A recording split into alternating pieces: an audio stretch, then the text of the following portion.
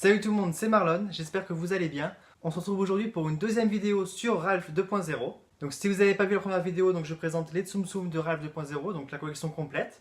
Et aujourd'hui on va plus parler sur les infos de Ralph. Alors j'ai vu que ça vous avait bien plu quand j'avais fait 15 infos sur Mickey. Je vous mettrai le lien de la vidéo en description. Du coup, sujet d'actualité, j'ai cherché des infos sur Ralph 2.0. Il me semble qu'il y en a une ou deux sur les mondes de Ralph, mais globalement c'est sur Ralph 2.0. Donc il y a une dizaine d'infos, mais tout d'abord donc je vais vous réexpliquer le concept, le synopsis de Ralph 2.0. Donc je vous conseille vivement d'aller voir les mondes de Ralph parce qu'il est vraiment super.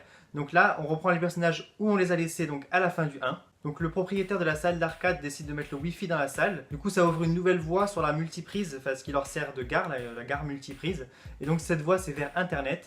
Et c'est donc là que Ralph et Vanellope vont se rendre. Donc dans le premier, on a vu tout l'univers des jeux vidéo, et là, on verra tout l'univers d'Internet. Donc le film sort le 13 février 2019, mais c'était pas sa date initialement prévue. Du coup, beaucoup de personnes se sont demandé, mais pourquoi est-ce qu'ils ont décalé Ralph 2.0 ? Donc j'ai fait des recherches, c'était pas si évident parce qu'il y avait plein d'infos, un peu n'importe quoi, mais j'ai réussi à trouver un truc un peu probable. Comme vous avez sûrement vu, la bande-annonce de Ralph est sortie il y a super longtemps, elle est sortie il y a presque un an. Il devait sortir là le 28 novembre, mais il a été décalé du coup au 13 février. La raison qu'aurait donné Disney, c'est qu'il y avait trop de choses en concurrence avec Ralph à ce moment-là. Donc en décembre, rien que pour Disney, il y avait eu Casse-Noisette et les 4 Royaumes et le retour de Mary Poppins. Il y avait eu Jean-Christophe et Winnie pas super longtemps avant. Et rien que pour l'animation, il est tombé en face de Astérix et le Grinch. Et donc Disney a estimé que les films plaisaient beaucoup aux Français, ceux qui étaient là, donc Mary Poppins, Astérix bien sûr, que donc pour la France, c'était pas judicieux de mettre Ralph à ce moment-là parce qu'il passerait pas forcément en priorité. Ils ont donc décidé de le décaler en février, car c'est à cette date-là qu'est sorti Zootopie et que ça avait bien marché, donc ils se sont dit on va le remettre à cette date-là. Et qu'ils vont tomber en face de Dragon 3, et donc c'est pas forcément mieux de tomber en face de Dragon 3, parce que ça aussi en France c'est très apprécié. Donc le seul hic dans tout ça, déjà c'est que ça nous fait attendre, mais surtout que du coup, vu qu'il est sorti déjà en Belgique, il n'est pas sorti qu'aux États-Unis, il est sorti en Belgique à la même date, donc en novembre ou début décembre. Il a déjà beaucoup été téléchargé en français parce qu'il est sorti déjà en français, pas avec nos voix à nous, mais donc beaucoup de personnes l'ont déjà téléchargé ou vu en streaming. Et du coup, c'est pas très bon pour Disney. Donc ils ont choisi de faire comme Zootopie, et c'est pas pour rien parce que Rich Moore, qui est le réalisateur de Ralph 2.0 et des mondes de Ralph, est aussi le réalisateur de Zootopie. Et donc petite info comme ça, c'est aussi le réalisateur de plusieurs épisodes des Simpsons. Donc vous l'aurez compris, en France, Ralph s'appellera Ralph 2.0, mais c'est pas la traduction du nom anglais parce qu'en anglais c'est Ralph Breaks the Internet, que les Québécois ont d'ailleurs traduit en Ralph brise l'internet. Donc Ralph Breaks the Internet pour les États-Unis, Ralph brise l'internet au Québec, Ralph 2.0 en France et Wi-Fi Ralph pour l'espagnol. Donc eux non plus, ils n'ont pas du tout traduit, ils ont pris Wi-Fi parce que c'était par rapport à Internet. Wi-Fi Ralph, ça doit faire bien prononcer en espagnol. Du coup, nous on a plus axé sur vraiment le 2.0, vraiment sur le côté Internet. Et d'ailleurs, le logo, c'est comme si on avait une notification avec le petit 2, comme s'il y avait du coup deux notifications.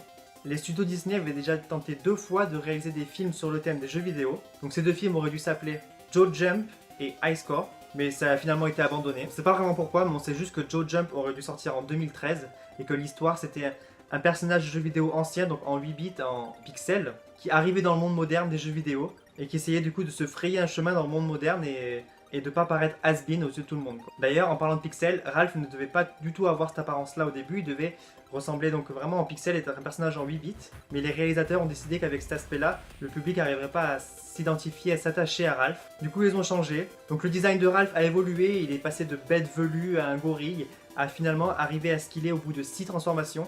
Donc un humain juste musclé, costaud. Donc vous l'aurez vu dans la bande-annonce, on va retrouver toutes les licences Disney dans le film. Donc il y en aura vraiment pour tous les goûts parce qu'il y a forcément quelque chose que Disney a, que quelqu'un aime, étant donné qu'il rachète tout. Donc on aura du Pixar avec bien sûr Woody, Buzz l'éclair, la balle Luxo Junior qu'on voit dans Toy Story et dans tous les Pixar. On aura du Lucasfilm avec R2D2, Yoda, les Stormtroopers qu'on voit dans la bande-annonce. Bien sûr du Marvel avec Iron Man, Gamora, Groot et plein d'autres. Et bien sûr du Disney parce qu'on voit dans la bande-annonce, on voit les princesses, Dumbo ou Grand Bourriquet. Donc il y aura quand même du Disney pur. En parlant de princesses du coup, est-ce que vous saviez que Disney a été accusé de colorisme sur Tiana ? En fait, quand la bande-annonce est sortie, Tiana a été jugée comme pas assez noire. Certains accusent même Disney d'avoir carrément blanchi. Ça a visiblement été jugé comme une évidence, puisque Disney a annoncé que ses animateurs allaient retravailler l'image de Tiana pour la sortie du film. Je l'ai pas encore vu, donc on verra s'il y a un changement entre la bande-annonce et le film. Donc c'est clair que si on prend l'image du dessin animé et l'image de la bande-annonce, Tiana est bien plus blanche, mais après je pense que c'est juste pas les mêmes graphismes. Donc c'est difficile de juger sur 2 types de dessins différents. D'ailleurs, ils ont été accusés de la même chose sur Pocahontas, mais je crois pas qu'ils l'aient modifié. Alors là, on passe à une info qui m'intéresse personnellement. C'est que nous allons voir les Tsum Tsum dans le film. Enfin, voir au moins apparaître le mot Tsum Tsum parce qu'on le voit dans la bande-annonce. Donc je vais vous mettre l'image. Donc on voit Baymax du coup devant un stand de Tsum Tsum. Alors je sais pas si on les verra plus que ça dans le film. Je sais pas si on verra comme les petits dessins animés de Tsum Tsum, s'il y aura vraiment des petits Tsum Tsum. En tout cas, ils sont là, ils les ont mis, c'est cool. Donc dans cette image, j'aime tout parce qu'il y a les Tsum Tsum, il y a Baymax, il y a Buzz l'éclair. Et puis d'ailleurs, j'ai l'impression que les petits personnages devant Baymax, on dirait des pop. Alors c'est peut-être que moi qui me fais des idées. Mais tous ces petits personnages à la tête carrée, on dirait des pop. Donc s'ils ont mis Tsum Tsum et pop dans le film, c'est que c'est un film fait pour moi, c'est sûr. Alors les Tsum Tsum seront bien présents dans le film, mais celui qui ne sera pas présent et que les gens attendaient beaucoup, c'est Mario. Donc déjà, Bowser avait fait une apparition remarquée dans le premier, dans les mondes de Ralph, mais l'absence de Mario aussi avait été remarquée. Les scénaristes avaient dit que pour Bowser, c'était facile de le mettre dans un clan de méchants anonymes, c'était logique de le mettre. Et pour Mario, ils avaient réfléchi, ils voulaient le mettre, mais ils n'ont pas trouvé la bonne façon de l'intégrer au film. Et du coup, ils ont préféré ne pas le mettre que plutôt de le mettre, de le bâcler. Ça ne servait pas au scénario d'avoir Mario, du coup, ils l'ont pas mis. Mais il avait été dit qu'il serait dans le deuxième.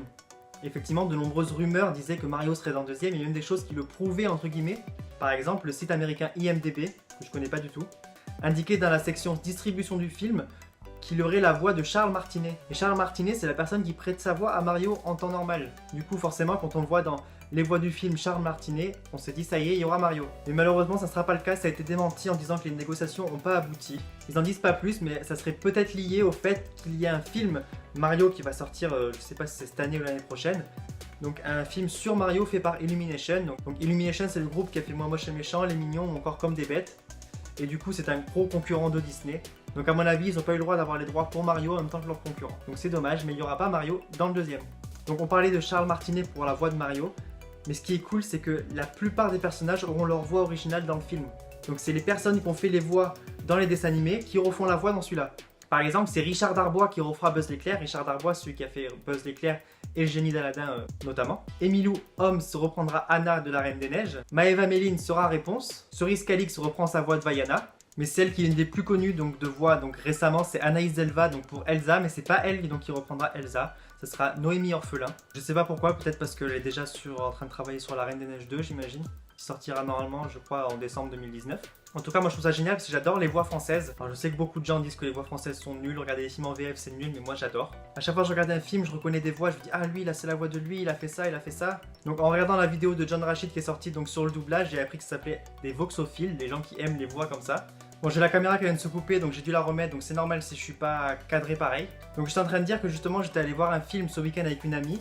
Je suis allé voir Astérix. Plusieurs fois du coup dans le film je lui ai dit ah regarde ça c'est la voix du Grand Schtroumpf, ça c'est la voix de Christian Clavier.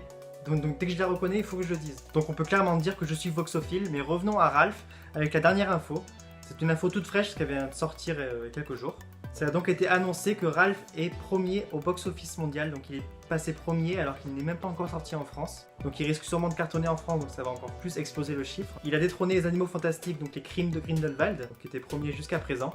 Du coup, je suis pas le seul à aimer Disney et Harry Potter visiblement, bon je le savais déjà. Du coup ça a l'air d'être une suite réussie donc pour Ralph 2.0.